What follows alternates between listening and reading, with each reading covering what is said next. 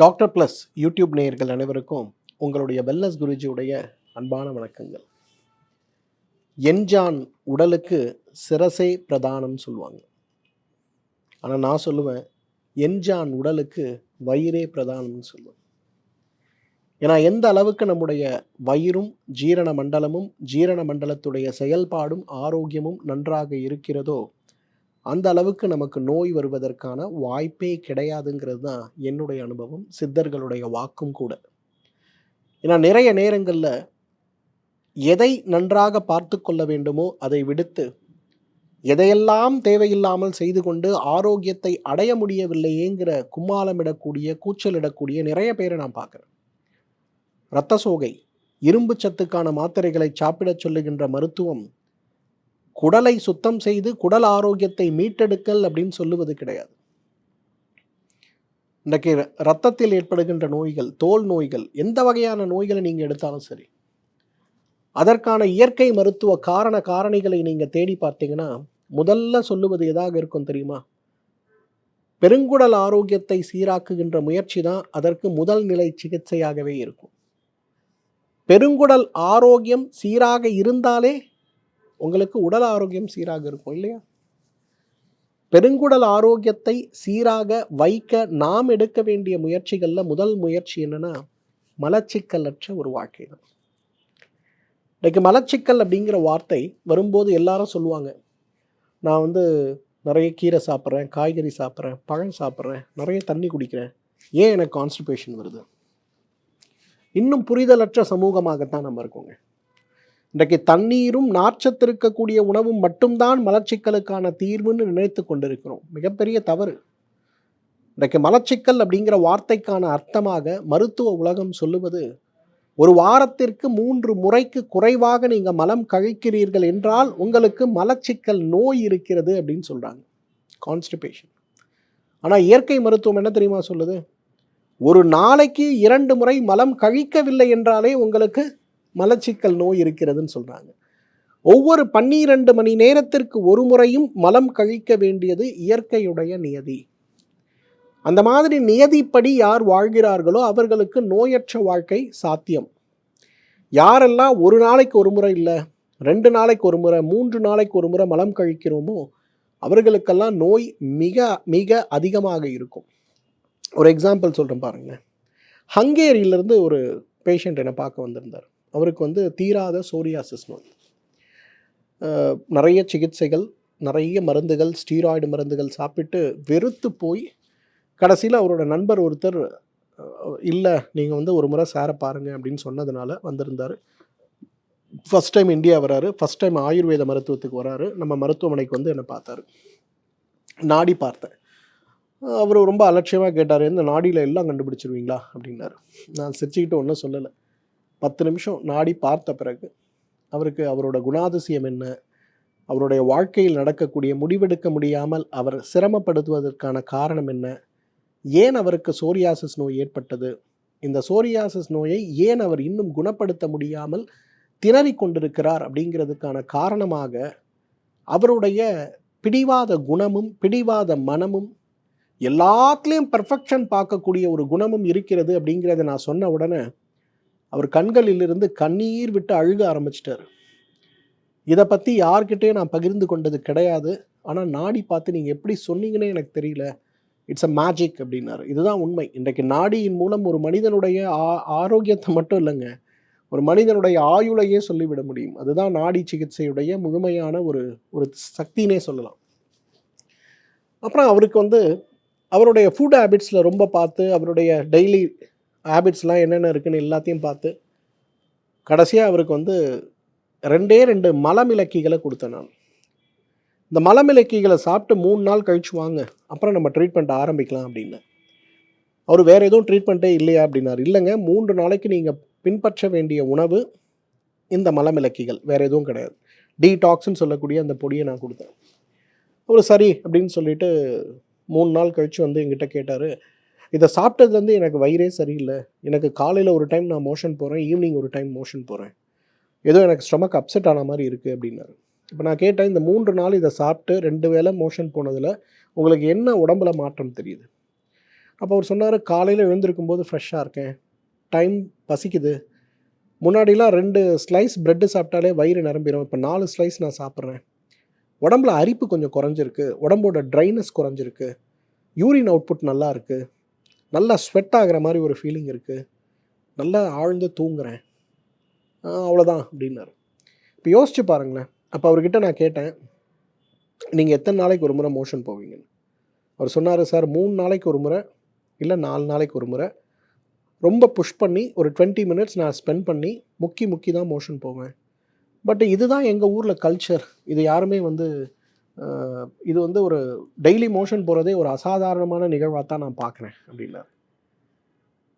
அப்போ நான் சொன்னேன், தினசரி கழிவு நீங்கும் போது உங்கள் உடல் சுத்தி அடைகிறது.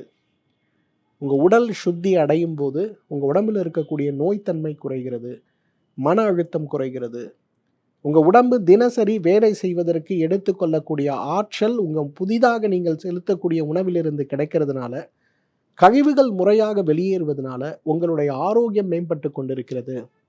உங்களுக்கான சிகிச்சையை நான் ஆரம்பித்து விட்டேன் 3 நாட்களுக்கு முன்பே. உங்கள் உடம்பில் இருக்கக்கூடிய பெருங்குடல் கழிவு நீங்கணும்னு சொல்லி அவருக்கு அதற்கான முழுமையான விளக்கத்தை கொடுத்து அவரை நான் வீட்டுக்கு அனுப்பி வச்சேன். அதுக்கப்புறம் ட்ரீட்மெண்ட் கொடுத்து கிட்டத்தட்ட 3 மாதங்கள் நம்ம சென்னையிலே தங்கியிருந்து நம்ம மருத்துவமனையில் முறையான சிகிச்சை எடுத்து ஒரு துளி கூட அவருடைய சோரியாசிஸ் இல்லாமல் திரும்ப போனார். வருஷத்துக்கு ஒரு முறை வராரு, சிகிச்சை எடுத்துக்கிறாரு, நல்லா இருக்கார். டச்வுட், இதுவரையிலும் இறைவன் அருள், திரும்ப அவருக்கு எந்த நோயுமே இல்லை. இது எதற்காக நான் சொல்கிறேன்னா, சர்க்கரை நோயோடு போராடி கொண்டிருக்கக்கூடிய, இதய நோயோடு போராடி கொண்டிருக்கக்கூடிய நம்மில் நிறைய பேரை நம்ம பார்க்கணும். நம்மில் நிறைய பேருக்கு இந்த நோய் ஏன் குறையலை, ஏன் தீரலை அப்படிங்கிற ஒரு கேள்வியை நோய் சார்ந்து கேட்கிறோமே தவிர, நம்ம யாருமே உடல் சார்ந்து என்னுடைய வயிற்றில் உருவாகக்கூடிய கழிவுகளை தினசரி வயிறு முழுமையாக வெளியேற்றுகிறதா, என்னுடைய உடல் முழுமையாக சுத்தி அடைந்து கொண்டிருக்கிறதா அப்படிங்கிற கேள்விக்கான பதில் இன்னைக்கு நம்மில் யாரிடத்திலுமே இல்லை, இல்லையா? அப்பனா இந்த கேள்விக்கான பதிலை எல்லாரும் தேடிக்கொண்டிருக்கிறோம். மருந்துகள் மூலமாக, மாத்திரைகள் மூலமாக தேடிக்கொண்டிருக்கிறோமே தவிர, நம் உடலே வெளியேற்ற வேண்டிய கழிவு நீக்கத்திற்கு நாம் என்ன செய்ய வேண்டும் அப்படிங்கிற ஒரு புரிதலற்று தான் இருக்கும். இன்றைக்கு இயற்கை மருத்துவத்தின் மேல் ஆர்வம் இருப்பவர்கள் எல்லாரும் ஏதேனும் ஒரு மலமிளக்கிகளை சாப்பிட்டு இருக்கும். ஆனால் இயற்கை மருத்துவத்தை பற்றி புரியாதவர்கள், அறியாதவர்கள், தெரியாதவர்கள், இயற்கை மருத்துவத்தை விரும்பாதவர்கள் இந்த ஸ்டேட்மெண்ட்டை ஒரு முறை யோசிச்சு பாருங்க. உங்கள் உடம்பிலிருந்து டெய்லி நீங்கள் உருவாக்கக்கூடிய கழிவு முழுசாக வெளியேறுதா? அப்படி வெளியேறலைன்னா உங்கள் உடம்புல கட்டுப்படாமல் இருக்கக்கூடிய நோய், அது சர்க்கரை நோயாக இருக்கட்டும், இதய நோயாக இருக்கட்டும், மனநோயாக இருக்கட்டும், தோல் நோயாக இருக்கட்டும், தீராத தலைமுடி கொட்டக்கூடிய நிகழ்வாக இருக்கட்டும், உடல் எடையாக இருக்கட்டும், அப்போ இது தீராமல் இருக்கிறது அப்படின்னா இந்த கழிவு நீக்கத்திற்கும் இதற்கும் உள்ள தொடர்பு என்னங்கிற ஒரு புரிதல் உங்களுக்கு வேணும் இல்லையா? அதற்காகத்தான் இந்த வீடியோ. ஏன்னா இன்றைக்கு மலம் கழித்தல் அப்படிங்கிறது அதாக வரும்போது கழிக்கக்கூடியது கிடையாது. நாமே முயற்சி செய்து காலை ஒரு வேளை, மாலை ஒரு வேளை கழிக்க வேண்டும் அப்படிங்கிறது தான் இன்றைக்கு புரிந்து கொள்ள வேண்டிய விஷயம். முதல்ல மலம் கழிப்பது அப்படிங்கிறது கோடை காலத்தில் வேறு, குளிர்காலத்தில் வேறு, மழை காலத்தில் வேறு. இதை நம்ம புரிஞ்சுக்கணும். கோடை காலத்தில் அதீத வறட்சியின் காரணமாக எந்த உடலமைப்பை கொண்டவர்களாக இருந்தாலுமே மலம் கழிப்பது சிரமமாகத்தான் இருக்கும். இதே மழைக்காலம் வரும்போது பித்த காலமாக இருக்கிறதுனால அந்த இடத்துல மலம் கழிப்பது அப்படிங்கிறதே சிரமமற்ற விஷயமாக இருக்கும். ஏன்னா மலம் வயிற்றால் போகக்கூடிய அளவுக்கு பித்த மிகுதி இருக்கும். இதே குளிர்காலம் வருகிறது அப்படின்னும் போது ஆமமும் கபமும் சேர்ந்து இருக்கக்கூடிய ஒரு காலமாக அது இருக்கிறதுனால உங்களுக்கு குளிர்காலம் ஏற்படும் போது வாத காலம் போல, அதாவது கோடைக்காலம் போல இருகலான மலமாக இல்லாமல் பிசபிசுவென்று ஒட்டுகின்ற மலமாக, முழுமையாக ஜீரணமாகாத மலமாக வெளியில் செல்லும். இதுதான் இயற்கையாக இருக்கக்கூடியது. கோடை காலத்தில் கடுமையான இறுக்கம், மழை காலத்தில் 1க்கு 2 முறை தானாகவே கழிகின்ற நிகழ்வு, குளிர்காலம் வரும்போது இயற்கையாக கழிவது ஆனால் செரிமானம் ஆகாமல் கழிவது 1க்கு 2 முறை கழியக்கூடிய நிகழ்வாக இருக்கும். கோடை காலத்தில் மலம் இறுகி தண்ணீரில் மூழ்குவதை நீங்க பார்க்கலாம். மழை காலத்தில் அந்த மலமானது தண்ணீரில் விழுந்தவுடனே தூள் தூளாக உடைந்து போய் விடுவதை பார்க்க முடியும். கபகாலத்தில், அதாவது குளிர்காலத்தில் அந்த மலமானது அந்த கிளாசெட்ல மிதந்து கொண்டிருப்பதை நீங்க பார்க்க முடியும். அப்போ அந்த 3 வகையான காலங்களிலும் நம்ம உடல் எப்படி மலத்தை வெளியேற்றுகிறது, ஒரு புரிதலுக்காக இதை நான் சொல்கிறேன். அதே போல் இந்த மலச்சிக்கல் வரும்போது 5 அறிகுறிகள் உங்களுக்கு இருக்குன்னா உங்களுக்கு மலச்சிக்கல் இருக்குங்க. நம்பர் 1, நல்ல மலம் வர மாதிரி ஒரு அழுத்தம் உருவாகுது. போய் டாய்லெட்டில் உட்காடுறீங்க, வெறும் கேஸ் தான் போகுது. அடுத்த 5 நிமிஷத்துக்கு உங்களுக்கு மலம் வரா மாதிரியே தெரியல, என்ன முக்கினாலும் மலம் வரல. இதுதான் ஃபஸ்ட் அறிகுறி. வயிற்றில் குடல் அலை இயக்கம் இருக்கிறது, ஆனால் மலத்தை தள்ளுகின்ற வரை அலை இயக்கம் இல்லாமல் இருக்கிறது. இதுதான் முதல் அறிகுறி. 2வது அறிகுறி, இன்றைக்கு மலம் கழிய முயற்சி செய்யும் போது முதல்ல ஏற்படுகின்ற அழுத்தத்தின் காரணமாக கொஞ்சம் மலம் வெளியேறி விடுவது, ஆனால் அதுக்கப்புறம் மலம் கழித்த ஒரு திருப்தி இல்லாமல் ஆனால் மலம் வெளிவராமல் இருப்பது 2வது. 3வது, 3 நாட்களுக்கு ஒரு முறை 4 நாட்களுக்கு ஒரு முறை மலம் கழித்தாலும் கூட மலத்துடைய அளவு நாம் உண்ணுகின்ற உணவை காட்டிலும் 1/10 பங்கு குறைந்த அளவுக்கு மட்டுமே மலம் வெளியேறுவது இன்றைக்கு 3வது அறிகுறின்னு சொல்லுவோம். 4வது அறிகுறி ரொம்ப முக்கியமானது. இன்றைக்கு என்ன செய்தாலுமே எனக்கு ஒரு வாரம் ஆனால் கூட மோஷன் போல, ஆனால் எனக்கு வயிற்றில் எந்த விதமான டிஸ்கம்ஃபர்ட்டும் இல்லை, நல்லா சாப்பிட்றேன், நல்லா தூங்குறேன், எல்லாமே நல்லா நடக்குது, ஆனால் மோஷன் மட்டும் போல. இது 4வது அறிகுறி. 5வது அறிகுறி ரொம்ப முக்கியமானது, இன்றைக்கு யாருமே உணராதது. மலம் காலை ஒரு வேளை மாலை ஒரு வேளை கழித்தாலும் கூட மலம் கழித்த பிறகு அடிவயிற்றில் ஏற்படுகின்ற கனமான ஒரு தன்மை இருக்கு பாருங்க, அதுதான் இன்றைக்கு முக்கியமாக நாம் பார்க்க வேண்டியது. இது ஒரு மலச்சிக்கல்னே நம்ம யாரும் உணர்றது கிடையாது. ஏதோ காலையில் மோஷன் போனேன், ஈவினிங் மோஷன் போயிட்டேன், ஆனாலும் அடிவயிறில் எனக்கு கனமாக இருக்குது, ஸ்கேன் பண்ணி பார்த்தேன், கொலனோஸ்கோப்பி பண்ணேன், எல்லாம் நார்மலாக இருக்குன்றாங்க, ஆனால் கனத்தன்மை இருக்குன்னு சொல்லுமே, இதுவும் ஒரு வகையான மலச்சிக்கலுடைய அறிகுறி தான். ஆயுர்வேத மருத்துவம் மலத்தை கொண்டு மலச்சிக்கலை கொண்டு 3 வகையாக மலச்சிக்கலை பிரிக்கிறத பார்க்குறோம். முதலாவது மலச்சிக்கல் அப்படிங்கிறது வாதம் சார்ந்த மலச்சிக்கல். இந்த வாதம் சார்ந்த மலச்சிக்கல் ஏற்படும் போது என்ன ஆகும், முக்கி மோஷன் போனாலும் கருங்கல் வெளியில் வருவது போல இறுகி போய் உலர்ந்து போய் மலம் வெளிவருவதை பார்க்க முடியும். இந்த மலம் வெளிவந்த பிறகு முக்கி வெளிவந்த பிறகு அப்பாடான்னு வேர்வை கொட்டி யாராவது டாய்லெட்லேருந்து வெளியில் வராங்கன்னா அவங்க உடம்புல வாதம் சார்ந்த மலச்சிக்கல் ஏற்பட்டு இருக்கிறதுன்னு அர்த்தம். இந்த வாதம் சார்ந்த மலச்சிக்கல் அப்படிங்கிறது ஒரு நாளைக்கு ஒரு முறை மலம் கழிப்பதற்கு 20லிருந்து 30 நிமிடம் டாய்லெட்டில் உட்கார்ந்து இருக்கக்கூடியவங்க எல்லாருமே வாதம் சார்ந்த மலச்சிக்கலோடு இருக்கிறீங்கன்னு அர்த்தம். பித்தம் சார்ந்த மலச்சிக்கலை ஒரு அடுப்பில் நம்ம ஒரு பாத்திரத்தை வைத்து அளவான தீயை வைத்து எரிக்கும் போது அது நன்ற உணவாக, சமைத்த உணவாக, ஆரோக்கியத்தை கொடுக்கக்கூடிய உணவாக மாறுகிறது. அதே உணவை அதீதமான தீயில் வைக்கும்போது என்ன ஆகும், எதற்குமே உதவாத கருகி போய் இருக்கக்கூடிய ஒரு நிலையை அடையும். அந்த மாதிரி கருப்பு நிறமான கருப்பை மஞ்சள் கலந்த நிறத்தோடு வெளிவரக்கூடிய அந்த ஒரு மலம் இருக்கிறது இல்லையா, அதுதான் பித்தம் சார்ந்த மலச்சிக்கலோடு போராடும். அந்த பித்தம் சார்ந்த மலச்சிக்கலில் ஒரு விஷயம் என்னென்னா, இவர்களுக்கு ஒரு நாளைக்கு 6 முறை 7 முறை மலம் கழிக்க வேண்டிய சூழல் இருக்கும், ஆனால் மலம் முழுமையாக வெளியேறாது. நல்லா வயிறு கலக்கும், போய் உட்காந்து டாய்லெட் போனாங்கன்னா ஒரே ஒரு துளி வரும், அவ்வளோதான் முடிஞ்சுது, சரின்னு வந்துடுவாங்க, திருப்பி போகணும். இந்த மாதிரி போராட்டத்தோடு இருக்கக்கூடியது அப்படிங்கிறது இன்றைக்கு 2வது நம்ம பார்க்கக்கூடியது பித்தம் சார்ந்த மலச்சிக்கல். 3வது கபம் சார்ந்த மலச்சிக்கல். இந்த கபம் சார்ந்த மலச்சிக்கல் அப்படிங்கிறது ரொம்ப முக்கிதான் போக வேண்டியிருக்கும், ஆனால் முக்கினா மலம் வரும், நிறையவே வரும், ஆனால் அது செரிக்காத மலமாக இருக்கும், கடுமையான துர்நாற்றம் இருக்கக்கூடிய மலமாக இருக்கும்.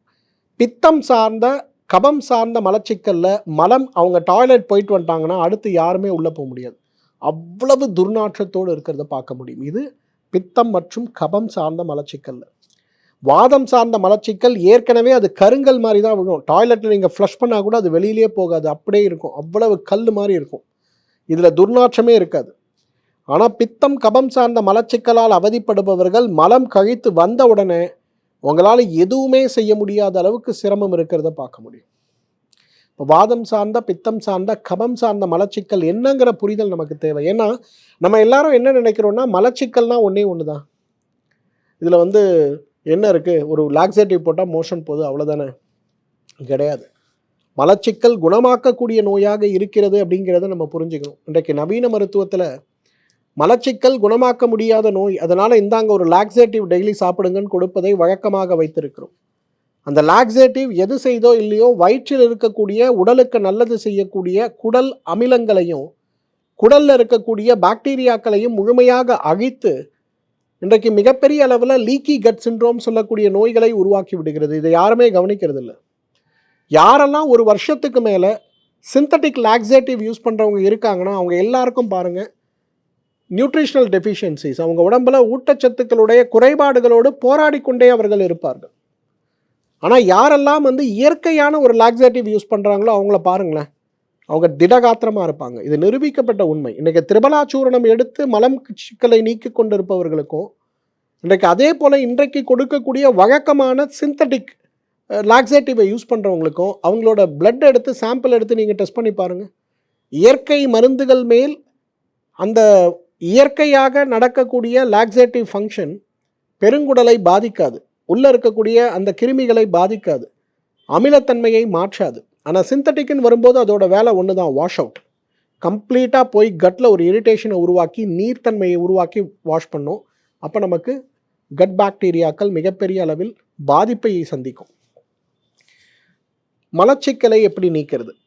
நான் இந்த டாப்பிக்லேயே சொல்லியிருக்கேன் உங்களுக்கு, நார்ச்சத்தும் நீர்ச்சத்தும் மட்டும் இருந்தால் போதாது, மலச்சிக்கலை புரிந்து கொள்ள வேண்டும். புரிந்து கொண்ட மலச்சிக்கலை எப்படி நீக்கிறது? 10 வழிகள் சொல்லித்தரேன், சுலபமான 10 வழிகள். மலச்சிக்கல் நீங்கணும்னா முதல்ல நீங்கள் செய்ய வேண்டியது என்ன தெரியுமா? சாப்பாடை நல்லா மென்று சாப்பிடணுங்க. ஒரு 12 வயது பையனை கூட்டிகிட்டு அவங்க பேரண்ட்ஸ் வந்திருந்தாங்க. என்ன ப்ராப்ளம்னா டாய்லெட்டே போகிறதில்ல. ஸ்கூல் டைமில் ஏதோ ஒரு டைமில் டாய்லெட் போகிறான், ஆனால் அங்கேயும் டாய்லெட் அடக்கிட்டு வரான். இல்லை டாய்லெட் அவனுக்கு வர மாதிரி டிஸ்டர்பன்ஸ் க்ரியேட் பண்ணால் ஏதாவது ஒரு காரணத்தை சொல்லி ஸ்கூலுக்கு லீவு போட்டுருவான். ஸ்கூல்லேருந்து ரிப்பீட்டட் கம்ப்ளைண்ட்ஸ், இது பெரிய பாதிப்பை உருவாக்கும் சொல்லக்கூடிய அளவுக்கு ரிப்பீட்டட் கம்ப்ளைண்ட்ஸ். அப்போ இதை எப்படி நம்ம சரி பண்ண முடியும்? ரொம்ப கவலையோடு வந்தாங்க. அவங்க பேரண்ட்ஸ் இத்தனைக்கும் 2 பேரும் டாக்டர்ஸ். ஏதாவது ஒன்று சொல்லிக் கொடுங்க குருஜி, ஏன்னா இது பெரிய ப்ராப்ளமாக இருக்குது அப்படின்னு. அவங்களுக்கு இயற்கை மருந்துகள் மேல் நம்பிக்கை இல்லை. மருந்து இல்லாமல் உணவை கொண்டு எப்படி குணப்படுத்த முடியும், இந்த அட்வைஸ்க்காக தான் வந்திருந்தாங்க. அவங்களுக்கு நான் கொடுத்த ஒரே ஒரு அட்வைஸ் என்னென்னா, பையனை உட்கார வச்சு நீங்கள் 2 பேரும் பக்கத்தில் உட்காந்து பேசிக்கிட்டே அவனை சாப்பிட வைங்க. ஆனால் ஒரு கவலம் உணவு வாய்க்குள்ளே போகுதுன்னா 7 முறை மென்று சாப்பிட வேண்டும். சாப்பிடும்போது தண்ணி கொடுக்காதீங்க, சாப்பிட்டு அரை மணி நேரம் கழித்து தண்ணீர் கொடுங்க அப்படின்னு சொன்னோம். அப்போ அவரோட ஃபாதர், அவர் ஒரு கார்டியாலஜிஸ்ட், அவர் யோசிச்சு கேட்டார், என்னங்க இதெல்லாம் லாஜிக்காகவே இல்லைங்களே டாக்டர் அப்படின்னார். நான் சொன்னேன், நீங்கள் முதல்ல இதை 2 வாரம் யூஸ் பண்ணுங்கள், காசா பணமா, இதை பின்பற்றுறதுல உங்களுக்கு ஏதாவது பிரச்சனைகள் இருக்கான்னு கேட்டேன். இல்லை அப்படின்னாரு. அப்போ இதை பண்ணுங்கன்னு. சரி, பையனை கூட்டிகிட்டு போனாங்க. 2 வீக்ஸ் கழித்து அந்த அம்மா சொன்னாங்க, இப்போல்லாம் காலையில் எழுந்த உடனே கரெக்டாக போகிறான் சார், எங்களுக்கே ஆச்சரியமாக இருக்குது. எப்படி உணவை மென்று சாப்பிடும்போது மோஷன் போகும், அவ்வளவு ஃப்ரீயாக கான்ஸ்டிபேஷன் இல்லாமல் போகும். உணவை நீங்கள் மென்று சாப்பிடும்போது, நன்றாக அரைத்து கூழாக்கி உமிழ்நீரோடு நீங்கள் சாப்பிடும்போது உங்களுடைய உடல் அதை ஜீரணம் செய்வதற்கு எடுத்துக்கொள்ளக்கூடிய காலம் மிக குறைவு தான். வயிற்றில் தேவையான அமிலங்கள் மட்டும்தான் சுரந்து அந்த உணவை சுத்திகரிக்கும், அந்த உணவை பதப்படுத்தும். அந்த உணவில் இருக்கக்கூடிய அமிலங்கள் நன்றாக நம்ம உடல் சார்ந்த அமிலங்களோடு கலப்பதற்கு சுலபமாக இருக்கும். சிறுகுடலும் பெருகுடலும் அது செய்யக்கூடிய வேலையை செய்த பிறகு உமிழ்நீரில் இருக்கக்கூடிய நீர்த்தன்மையும் வயிறு சுரக்கக்கூடிய நீர்த்தன்மையும் முழுமையாக பெருங்குடலை அடையும் போது பெருங்குடலில் ஏற்படுகின்ற வேதியியல் மாற்றங்கள் உள்ளே இருக்கக்கூடிய சத்துக்களை முழுமையாக உறிஞ்சி கொண்ட பிறகு மலத்துடைய அடிப்படை தன்மையாக இருக்கக்கூடிய ஈரத்தன்மை அந்த இடத்துல சீராக இருக்கும்போது காலையில் எழுந்த உடனேயே உடல் தன்னுடைய கழிவை வெளியேற்றக்கூடியபடி சுலபமான முயற்சியாக அது நிகழ்ந்து விடுகிறதுங்கிறது தான் உண்மை. அப்போ இன்றைக்கு யாருக்கெல்லாம் மலச்சிக்கலோடு இருக்காங்க, நம்ம வீட்டில் இருக்க குழந்தையாக இருக்கட்டும், தாத்தா பாட்டியாக இருக்கட்டும், பெரியவங்களாக இருக்கட்டும், இன்னிலேருந்து நீங்கள் செய்ய வேண்டியது, அட்லீஸ்ட் இது நைட்டில் பார்க்குறீங்கன்னா நாளையிலேருந்து நீங்கள் செய்ய வேண்டியது, அவங்கள உட்கார வச்சு சாப்பாடை நல்லா மென்று சாப்பிடுகின்ற பழக்கத்தை கொண்டு வர வேண்டும். இதில் முக்கியமான விஷயம் நான் திரும்பவும் சொல்கிறேன், சாப்பிடும்போது தண்ணீர் குடிக்கக்கூடாது. நீங்கள் தண்ணீர் குடிக்க ஆரம்பிச்சிங்கனாலே வயிற்றில் இருக்கக்கூடிய அமிலங்கள் நீர்த்து போகும். நிறைய அமிலங்களை சுரந்து தான் வயிறு உணவை சீராக்கணும், செரிக்கணும். அப்போ நிறைய அமிலங்கள் சுரக்கும் போது வயிற்றுடைய பெருங்குடலுக்கு அது செல்லும் போது அந்த வயிற்றில் இருக்கக்கூடிய அமிலங்களை உறிஞ்சு கொள்வதற்கும் தண்ணீரை உறிஞ்சு கொள்வதற்கும் பெருங்குடல் எடுக்கக்கூடிய நேரம் அந்த கன்சிஸ்டன்சி மாறக்கூடிய ஒரு நேரமாக மாறும்போது மலம் இறுகி போகின்ற நிகழ்வுகள் நடக்கும். அதனால் உணவை நீங்கள் நல்லா மென்று சாப்பிடுகின்ற வழக்கத்தை வச்சுக்கிட்டிங்கன்னா நிச்சயமாக உங்களுக்கு அந்த மலச்சிக்கல் வருவதற்கான வாய்ப்பே கிடையாது. இதை முதல்ல நம்ம புரிஞ்சுக்கணும். ரெண்டாவது, தோலுடைய ஆரோக்கியமும் பெருங்குடல் ஆரோக்கியமும் தான் இன்றைக்கு ரொம்ப முக்கியமானது. வாதத்துடைய இருப்பிடம்னு சொல்லக்கூடியது எது? தோல். மற்றொரு இருப்பிடம் சொல்லக்கூடியது பெருங்குடல். அப்போ வாதம் உடலில் சீராக இல்லாத போது, வாதம் உடலில் சீற்றமடைந்து இருக்கும்போது, அந்த வாதத்தை குறைப்பதற்கு ஆயுர்வேத மருத்துவத்தில் நம்ம கொடுக்கக்கூடிய சிகிச்சை தான் எண்ணெய் குளியல் சிகிச்சை. அப்போ பெருங்குடலில் வாதம் அதிகமாகி இருக்கிறது, அதனால் உங்களுக்கு மலச்சிக்கல் ஏற்பட்டு கொண்டே இருக்கிறது அப்படின்னா பெரும்பாலும் நமக்கு அதுதான் ஏற்படுது. அப்போ பெருங்குடல் ஆரோக்கியத்தை மீட்டெடுக்க நாம் செய்ய வேண்டிய முதல் முயற்சி, சுலபமான முயற்சி எது? எண்ணெய் தேய்த்து குளிப்பது தாங்க. எண்ணெய் தேய்ச்சி குளிச்சா மலச்சிக்கல் வராதா? எண்ணெய் தேய்த்து குளிப்பதை தினசரி அல்ல, வாரம் 2 முறை செய்கின்ற ஒரு முயற்சி உங்களோட ஆரோக்கியத்தை மீட்டு கொடுக்குங்க. இதை நீங்கள் நல்லா யோசித்து பார்க்கணும். நம்மில் நிறைய பேருக்கு இதோடைய தாற்பயமே என்னன்னு புரியதில்லை. வாரத்தில் 2 நாள் நீங்கள் புதன்கிழமை சனிக்கிழமை ஆண்களும், செவ்வாய்க்கிழமை வெள்ளிக்கிழமை பெண்களும், நான் ஏற்கனவே சொல்லியிருக்கிற மாதிரி ஒரு 100 மில்லி விளக்கெண்ணெய் எடுத்து சூடு செய்து கழுத்து முதல் கால் வரை உடல் முழுவதும் தழைய தேய்த்து, தலைக்கு நல்லெண்ணெயோ அல்லது தேங்காய் எண்ணெயோ தேய்த்து ஊற வைத்து குளிக்கின்ற ஒரே ஒரு முயற்சியை உங்களால் செய்ய முடியும்னா மிகப்பெரிய அளவில் மலச்சிக்கல் நோயை மட்டுமல்ல, பெருங்குடல் நோயை மட்டுமல்ல, இன்றைக்கு பெருங்குடல், ஈரல், மூளை தொடர்பு இருக்கக்கூடிய எல்லா விதமான நோய்களையும் தடுக்க முடியும், குணப்படுத்த முடியுங்கிறது தான் உண்மை. அப்போ இன்றைக்கு நம்ம வீட்டில் ஒரு குழந்தையோ அல்லது ஒரு மகனோ மகளோ அல்லது ஒரு தாத்தாவோ அல்லது ஒரு அப்பாவோ மலச்சிக்கலால் போராடி கொண்டிருக்கிறார். தினசரி மலச்சிக்கலை தீர்ப்பதற்கு மலமிளக்கிகளைத்தான் சாப்பிட்டு கொண்டிருக்கிறார் அப்படின்னு நீங்கள் பார்த்தீங்கன்னா முதல்ல நீங்கள் செய்ய வேண்டியதே அவரை எண்ணெய் தேய்த்து குளிப்பதற்கான வழிமுறைகளை பின்பற்றுவதற்கான கட்டாயத்தை உருவாக்க வேண்டும். இன்றைக்கி நம்மில் நிறைய பேருக்கு எது நல்லதுன்னு தெரியும், ஆனால் அதை பின்பற்றுவதற்கு தேவையான ஒரு உந்துதல் அப்படிங்கிறது இதிலிருந்து வரணும் இல்லையா? அந்த வகையில் நன்றாக எண்ணெய் தேய்த்து குளிக்கக்கூடிய, விளக்கெண்ணெய் தேய்த்து குளிக்கக்கூடிய பழக்கத்தை வைக்க முடியுமான்னு பாருங்கள். 1 மாத காலம் இதை செய்து பாருங்கள், உங்கள் மலச்சிக்கலில் பெரிய மாற்றம் ஏற்படுவதை பார்க்கலாம். 3வது, தூக்கம்ங்க. இன்றைக்கி மலச்சிக்கலுக்கும் தூக்கத்திற்கும் மிகுந்த தொடர்பு உண்டு. நீங்களே இதை பார்த்துருக்கலாம். என்றைக்கெல்லாம் நம்ம நல்லா தூங்குகிறோமோ காலையில் பார்த்தீங்கன்னா உங்களுக்கு ஃப்ரீ மோஷன் இருக்கும். என்றைக்கெல்லாம் நம்முடைய தூக்கம் கெடுகிறதோ அன்னைக்கெல்லாம் காலையில் மலம் சிக்கல் அடைகிறத பார்க்க முடியும். 1 வார பிரயாண காலத்தில் மலச்சிக்கலோடு போராட கொண்டு இருக்கக்கூடிய எவ்வளோ பேரை நம்ம பார்க்குறோம். ஒரு இரவு பிரயாணம், நம்ம ஊருக்கு போகிறோம், ஒரு கோவில் போகிறோம், இன்றைக்கி நைட்டு ட்ராவல் பண்ணி போகிறோம், அடுத்த நாள் காலையில் மோஷன் வராமல் கஷ்டப்படுற எவ்வளோ பேரை நம்ம பார்க்குறோம். இன்றைக்கி மலச்சிக்கல் அப்படிங்கிறது ஏற்படுவதற்கான காரணமும், மலச்சிக்கல் அப்படிங்கிறது தீர்க்க முடியாத ஒரு சிரமமாக இருப்பதற்கான காரணமும் தூக்கத்திற்கும் அதற்கும் இருக்கக்கூடிய தொடர்பை நாம் உணர்ந்து கொள்ளாததான்.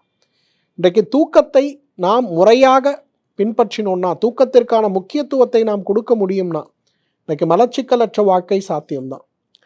வயதானவர்கள் நிறைய பேர் என்கிட்ட வந்து சொல்லுவாங்க, மலச்சிக்கல் எனக்கு தீரணும் அப்படிம்பாங்க. நான் அப்போ அவங்களுக்கு சொல்லுவேன், நீங்கள் தூக்க மாத்திரை சாப்பிடுங்க. என்ன சார் மலச்சிக்கலுக்கு போய் தூக்க மாத்திரை சாப்பிட சொல்கிறீங்கம்பாங்க.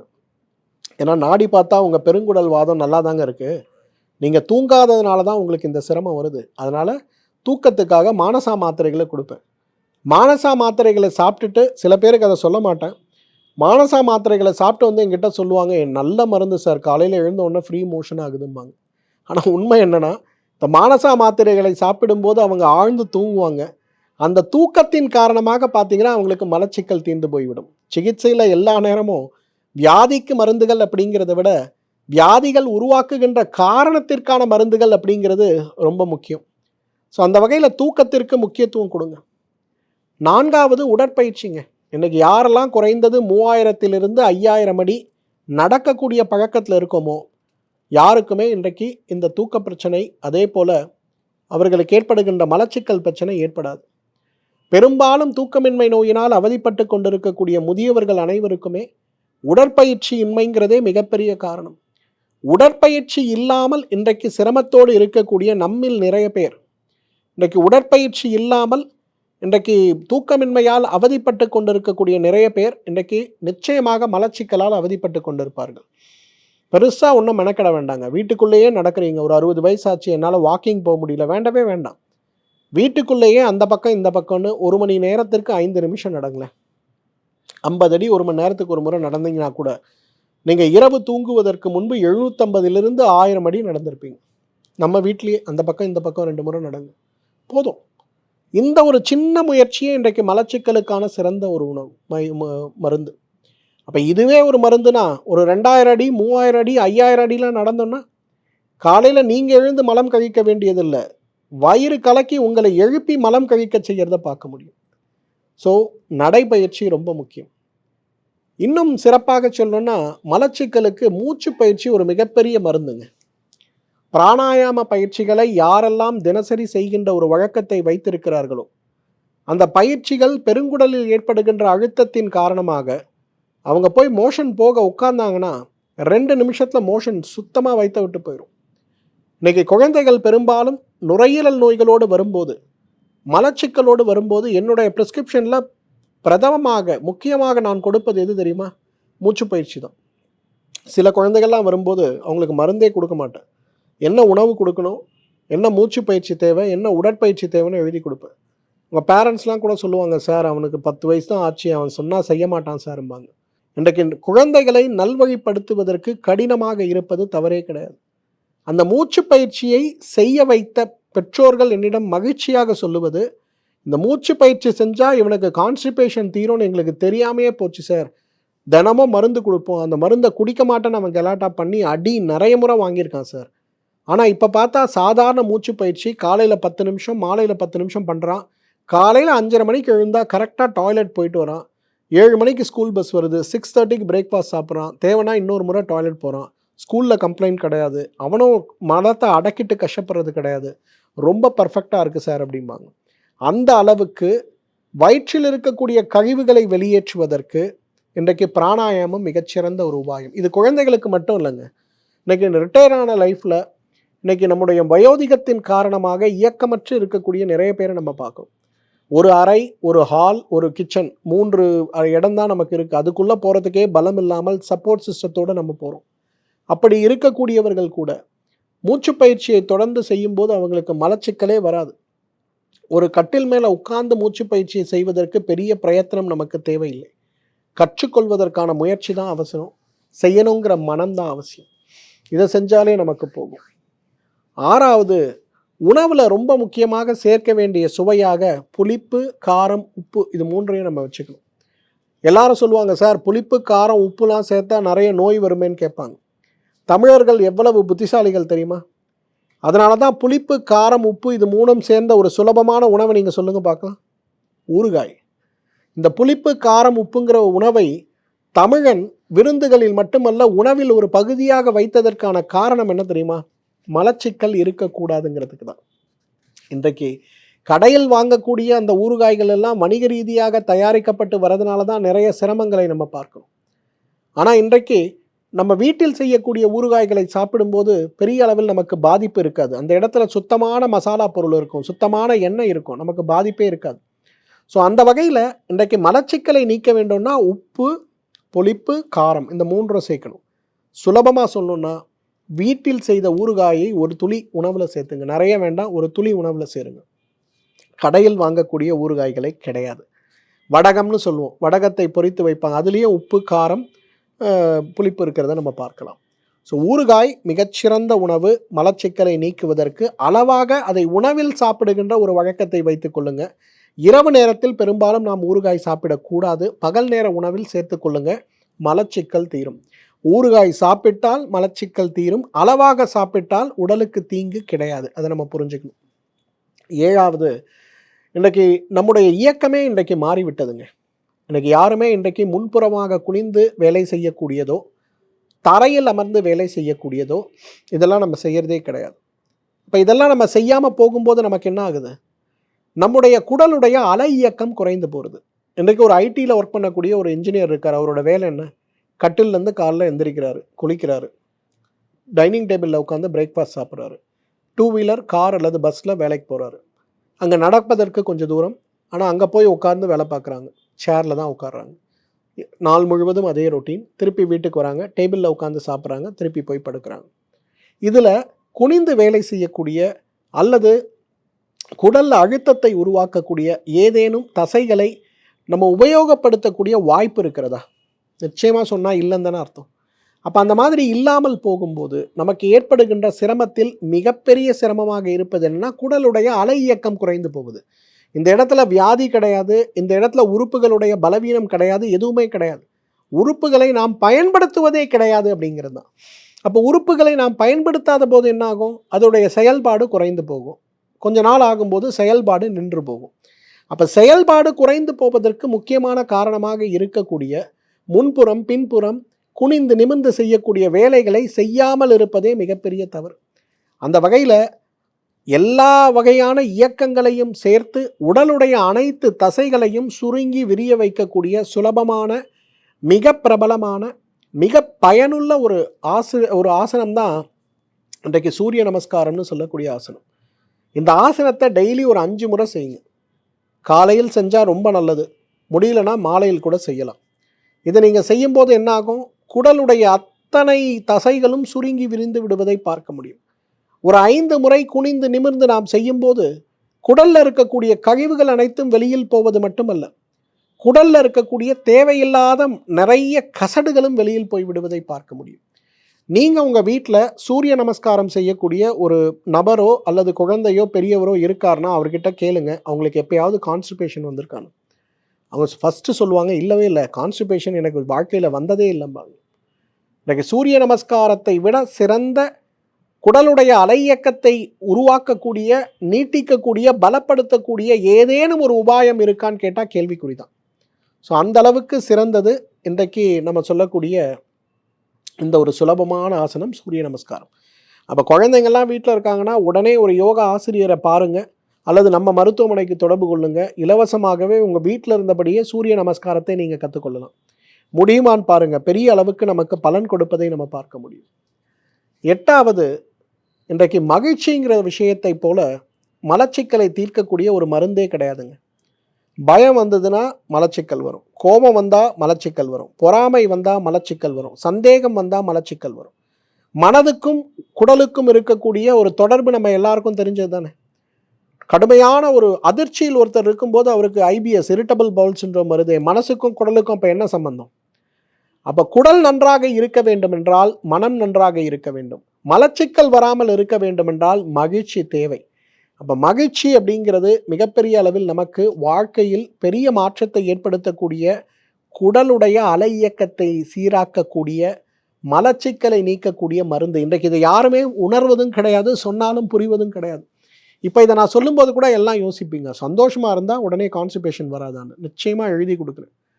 நீங்கள் தினசரி 1 மணி நேரம் உங்களை சந்தோஷப்படுத்தக்கூடிய நிகழ்வு செய்யுங்க. சார் என்ன சந்தோஷப்படுத்துறது ட்ரிங்க்ஸ்ன்னு சொல்லி குடிக்க போயிடாதீங்க.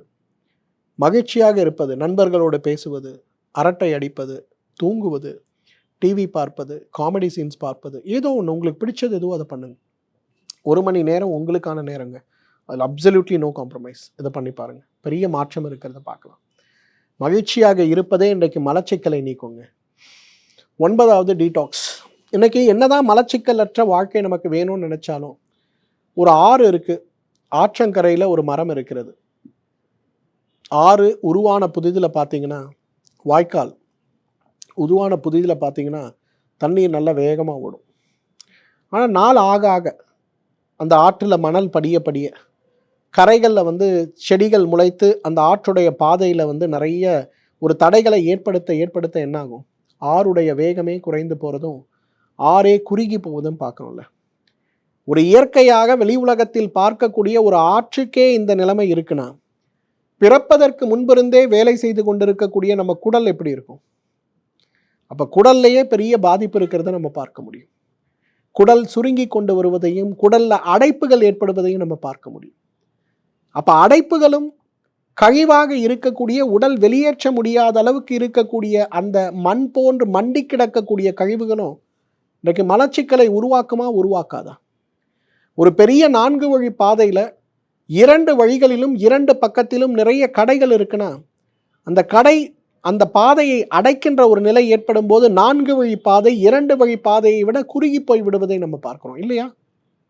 அப்போ அதே போலத்தானே நம்மளுடைய குடலும் இருக்கும். அந்த மாதிரி இருக்கக்கூடிய நிலையில தான் வருஷத்துக்கு ஒரு முறையாவது இந்த மலச்சிக்கல் நோயை தீர்ப்பதற்காகவே கழிவு நீக்கம் நாம் செய்து கொள்ள வேண்டும். மருந்தூட்டப்பட்ட நெய் வாத மலச்சிக்கலா, பித்த மலச்சிக்கலா, கப மலச்சிக்கலான்னு முதல்ல புரிஞ்சுக்கணும்.